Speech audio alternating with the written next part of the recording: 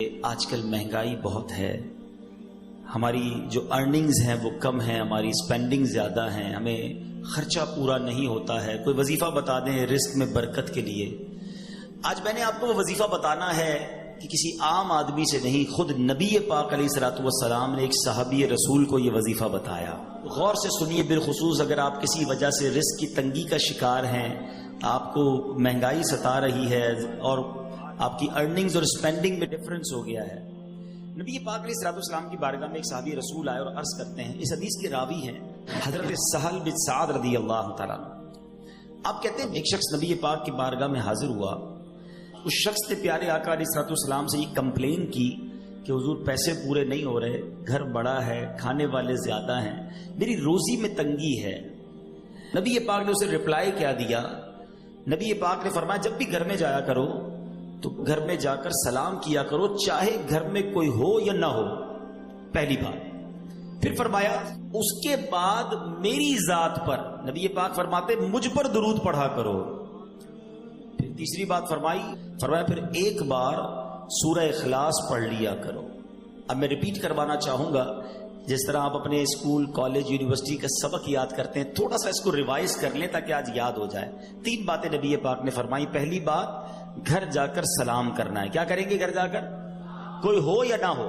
پھر اس کے بعد آپ نے نبی پاک پر درود پڑھنا ہے، پھر سورہ اخلاص پڑھنی ہے۔ یہ تین باتیں نبی پاک نے صحابی رسول کو بتا دی۔ اب رزلٹ کیا، ریوارڈ کیا ملا؟ اس شخص نے ایسا ہی کرنا شروع کر دیا۔ آفٹر دیٹ رزلٹ کیا ملا؟ اللہ نے اتنے رزق میں برکت ڈال دی کہ اس کے پڑوسیوں اور رشتہ داروں کو بھی وہ بانٹنے لگ گیا۔ درود پاک، سبحان اللہ، یہ ایک ایسا وظیفہ ہے کہ نہ جانے اس کے کتنے فوائد ہیں۔ آپ کو جو پرابلم ہے آپ درود پاک پڑھیں اس نیت سے، اللہ پاک اپنے کرم سے، اپنے حبیب علیہ الصلوۃ والسلام کے صدقے اس پرابلم کو دور کر دیتا ہے۔ تو براہ کرم اگر میرا کوئی بھائی، میری کوئی بہن، کوئی ویور کسی طرح کی بھی رزق کی تنگی کا شکار ہے، یہ وہ وظیفہ ہے، یہ وہ فارمولہ ہے جو خود نبی پاک علیہ الصلوۃ والسلام نے عطا فرمایا۔ جب بھی گھر جائیں سلام کریں، درود پاک پڑھیں، سورہ اخلاص پڑھیں۔ اللہ کریم سے دعا ہے رب کریم ہم سب کے رزق حلال میں برکت عطا۔ آنکھوں کو بچائیں حرام سے، زبان کو بچائیں حرام سے، کان کو بچائیں حرام سے۔ یقین کریں یہ آنکھیں اور کان۔ اب میں آتا ہوں دوسرے ٹاپک کی طرف۔ یہ دوسرا ٹاپک کیا ہے کہ شرمگاہ کو حرام سے بچانا ہے۔ یہ جو انسان بدکاری اور بے حیائی کی طرف جاتا ہے نا، یہ فوراً نہیں چلا جاتا۔ بڑی پیاری بات علماء کہتے ہیں، پہلے آنکھ بہکتی ہے، پھر دل بہکتا ہے، پھر انسان بدکاری کی طرف جاتا ہے، پھر وہ گناہ کا بڑا کام کرتا ہے۔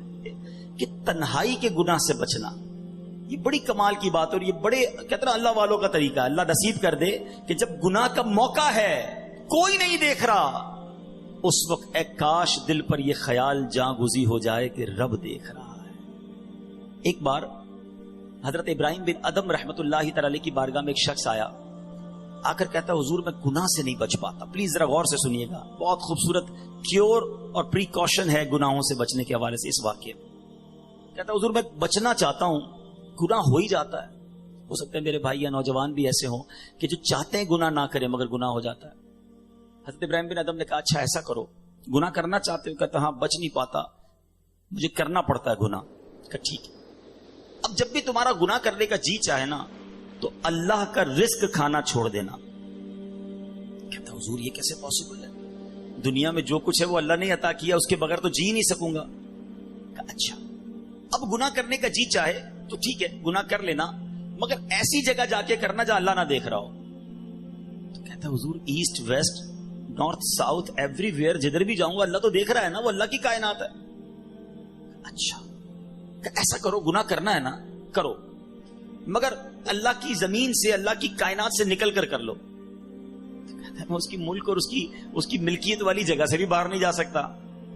اچھا گناہ کرنے کا جی چاہے ٹھیک ہے، کرنا چاہے تو کر لینا، مگر جب ملک الموت تمہاری روح قبض کرنے آئے نا تو ان کو منع کر دینا کہ نہیں میری روح قبض نہ کریں، میں نے ابھی توبہ کرنی ہے۔ تو کہا حضرت nobody have power to deny، کون ہے جو ملک الموت کو منع کر سکے گا کہ میری روح قبض نہ کرو؟ جو وقت ہے وہ تو آ کر رہے گا۔ فرمایا اچھا پھر ایسا کرو گناہ جتنے کرنے کر لو، مگر قیامت کے دن جب فرشتے تمہیں جہنم کی طرف لے جانے لگے نا تو ان کو منع کر دینا کہ نہیں میں نہیں جاتا۔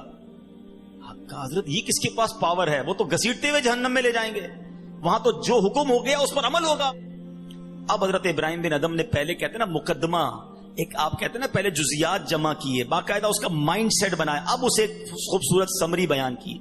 فرماتے بیٹا ایک بات سنو، تم اللہ کا رزق کھانا چھوڑ نہیں سکتے، اللہ کے ملک سے باہر جا نہیں سکتے، مرنے سے پہلے ملک الموت آئے تو ان کو منع نہیں کر سکتے، جہنم کے فرشتے تمہیں عذاب کے لیے لے جائیں تو ان کو بھی روک نہیں سکتے۔ جب یہ سارے کام نہیں کر سکتے تو پھر ایک کام کر لو، گناہ کرنا ہی چھوڑ دو۔ پھر وہ بندہ زاروں کتار رونے لگا اور کہتا ہے حضرت میں وعدہ کرتا ہوں آج کے بعد گناہ نہیں کروں گا۔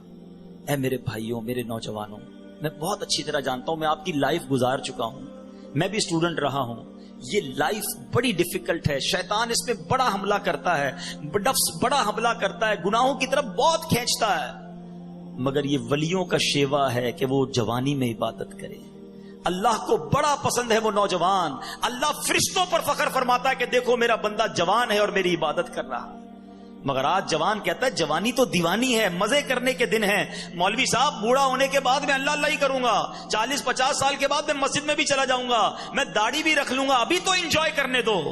چلو آج آپ اور میں ایک ڈسکس کر لیتے ہیں، if you want to enjoy in this life, آپ چاہتے ہیں کہ ابھی مزے کرنے تھے بعد میں نے توبہ کر لینی ہے، تو ایک چھوٹی سی ڈیبیٹ آپس میں کر لیتے ہیں۔ چلیں جناب، آپ میں سے کون ہے اتنے بڑے ہال میں جس کے پاس یہ گارنٹی ہے کہ وہ 50 سال کا ہونے تک زندہ رہے گا؟ Anybody has guarantee? Nobody has guarantee. 50 سال زندگی مجھے ملے گی، کوئی ہے؟ نہیں ہے۔ چلیں ایسا کوئی بھائی بیٹھا ہو جو بتائے جو 1 سال میں زندہ رہوں گا؟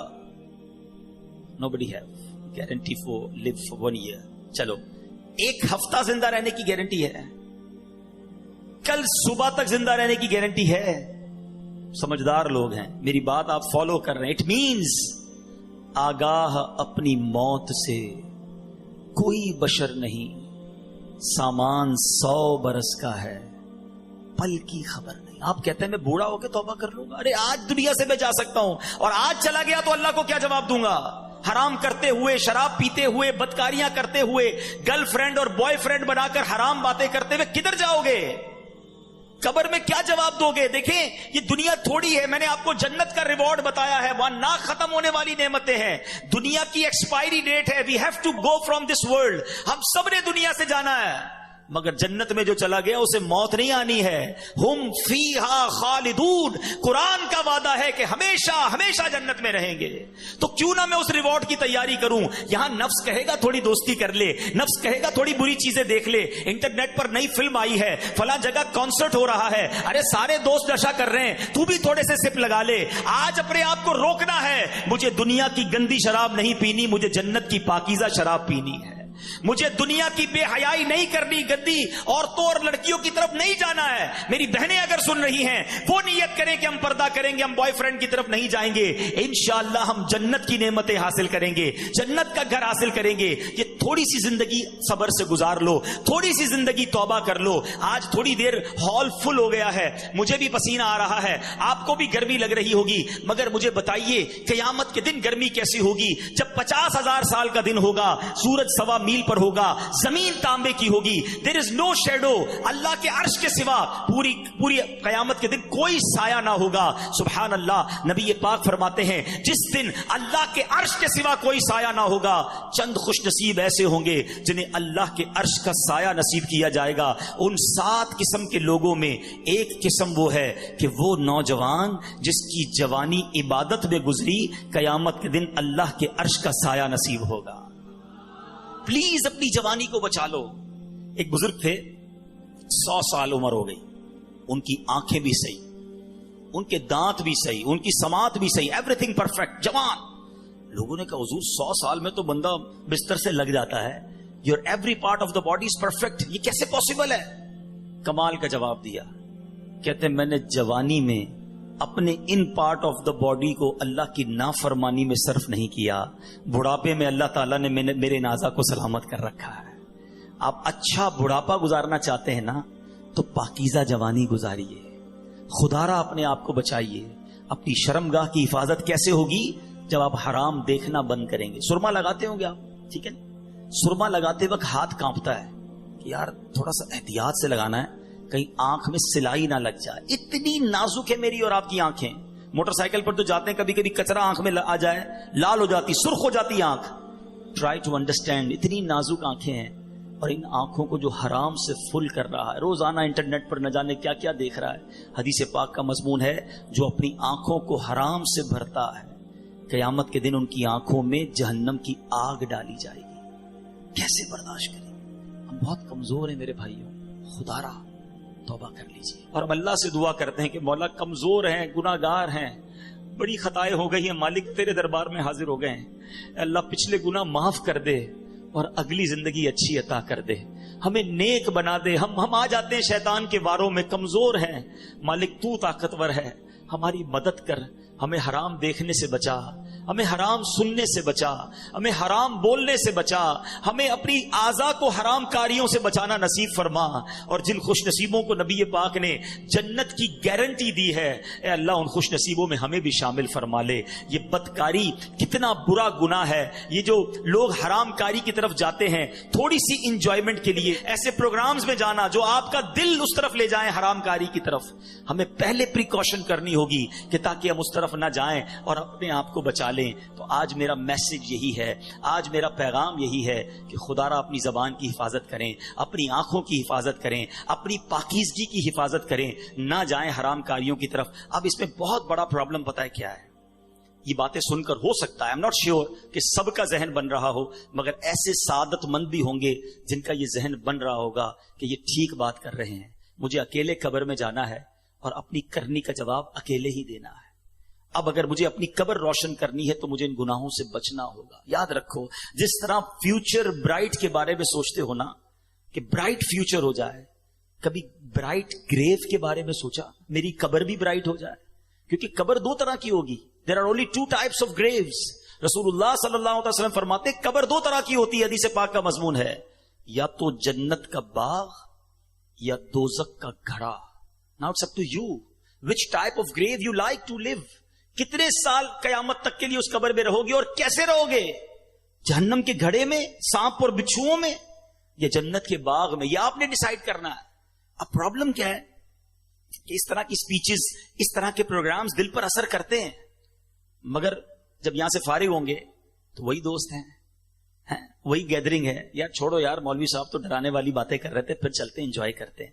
اب بندہ کہ یار میں ذرا نماز پڑھنے جا رہا ہوں, ارے کیا مولوی ہو گیا ہے, بار بار نماز پڑھ رہا ہے. ایسے دوست جو ہے نا وہ ہمیں نیک نہیں بننے دیں گے. اگر آپ کا یہ ذہن بن گیا ہے کہ میں نے نیک بننا ہے, اللہ کو راضی کر کے جنت میں جانا ہے. آپ پڑھائی کے لیے کیا کرتے ہیں؟ کیا آپ نے اگر اچھے مارکس لینے ہیں تو ان ڈل دوستوں کے ساتھ بیٹھتے ہیں جو پڑھتے نہیں ہیں, یا آپ ان لوگوں کو ڈھونڈتے ہیں جو پڑھاکو ہوتے ہیں, جن کے پاس نوٹس بنے ہوئے ہوتے ہیں کہ یار ان کے ساتھ بیٹھوں گا تو اچھی سبق کی تیاری ہو جائے گی, یہ اچھے اسٹوڈنٹ سے میں بھی اچھا بن جاؤں گا. دنیا میں جب آپ کو یہ پتا ہے کہ اچھوں کی صحبت اچھا بناتی ہے, تو اگر آخرت کی تیاری کرنی ہے نا میرے بھائیوں, میرے اسلامی بھائیوں, تو آپ کو نیکوں کی صحبت اختیار کرنی ہوگی. وہ دوست کس کام کے جو نماز پڑھنے پر میرا مذاق ہو رہا ہے؟ مجھے تو وہ دوست چاہیے کہ میں نماز کے لیے نہ جاؤں تو مجھے یاد دلائے کہ بھائی چل دونوں بھائی نماز پڑھتے ہیں, جنت میں جانا ہے. خدا را ایسی کمپنی ڈھونڈو, اس کمپنی سے اپنے آپ کو بچائیے. اچھے کی صحبت تجھے اچھا بنائے گی, برے کی صحبت تجھے برا بنا دے گی. تو خدا را اچھوں کی صحبت تلاش کیجیے. آج کے دور میں بہت بڑی نعمت دعوت اسلامی کا ماحول ہے, جو ہمیں ایسے دوست دیتا ہے جو ہمیں آخرت کی یاد دلاتے ہیں. احادیث کا مضمون ہے, دوست وہ ہوتا ہے جسے دیکھ کر خدا یاد آ جائے. بتائیے کوئی ایسا دوست ہے ہمارے پاس جس کو دیکھ کر خدا یاد آ جائے؟ ہمارے دوستوں کو دیکھ کر تو سنیما یاد آتا ہے, کانسرٹ یاد آتا ہے, عجیب و غریب باتیں یاد آتی ہیں. ایسے دوست کس کام کے جو نہ دنیا میں میرے کام آئے اور مرنے کے بعد میری قبر پر آ کر فاتحہ بھی نہ پڑھ سکیں. ہم نے دیکھا ہے کہ کسی کا جنازہ ہو تو دوست باہر کھڑے ہوتے ہیں, لوگ کہیں یار آپ جنازہ پڑھیں, کہتے یار ہمیں تو پڑھنا ہی نہیں آتا. ایسے دوست کس کام کے جو میرا جنازہ نہ پڑھ سکیں؟ اللہ کرے میرے ایسے دوست ہوں کہ مجھے سنت کے مطابق غسل دیں, کفن دیں, مجھے قبر میں اتاریں اور نمازیں پڑھ پڑھ کے مجھے ایصال ثواب کرتے رہیں. تو خدا را میرے پیچھے